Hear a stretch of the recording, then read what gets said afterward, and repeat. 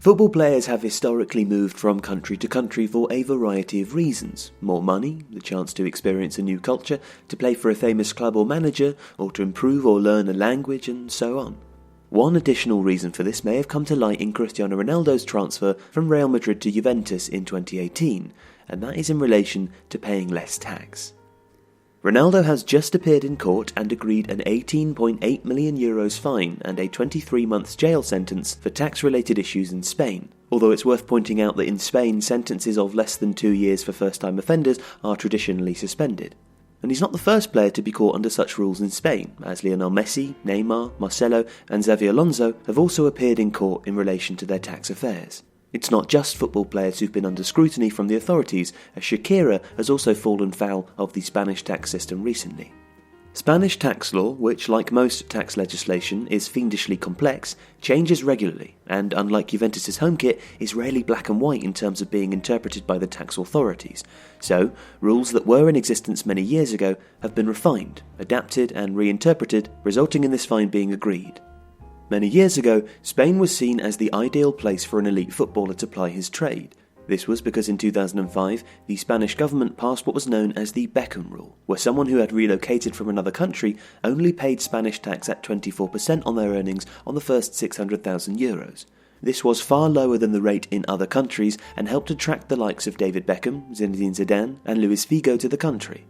The rules were, however, tightened in 2010 and excluded anyone earning more than €600,000 a year.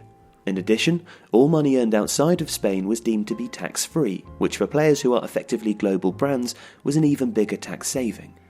Players, or more realistically their advisors, therefore had a huge incentive to classify their income as anything other than earnings from their employer.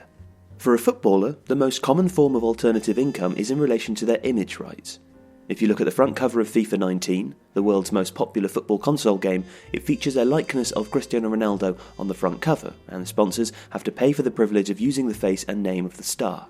And these rights are often linked to the player directly rather than the club he plays for, and therefore can be classified. Players' management teams and representatives therefore started to create offshore companies that dealt with the image rights and kept the money away from the Spanish tax authorities. In the tax code of most countries, there is a difference between tax avoidance, which is arranging your affairs using existing legislation to minimise your tax bill, and tax evasion, which is defrauding the tax authorities of their rightful share of income. Where avoidance ends and evasion begins is an issue that occupies many hours of time for accountants, lawyers and government authorities, and usually involves very complicated arrangements. In the case of Cristiano Ronaldo, his image rights were dealt with by a shell company in the British Virgin Islands tax haven. This company then sold the rights to another, called Multisports and Image Management Limited in the Republic of Ireland, where companies pay tax at 12.5% compared to 43.5% in Spain. The Spanish tax authorities argued that such an arrangement was solely to evade paying tax in Spain, which resulted in the fine accepted by Ronaldo. The advantage of moving to Italy is that under local legislation, wealthy individuals can agree to pay a fixed sum of €100,000 as their tax income earned from outside of Italy. Ronaldo, who Forbes magazine estimates earned $108 million in 2018, of which $47 million came from image rights, may have taken a pay cut in moving to Juventus from Real Madrid, but his net income is thus likely to be far higher.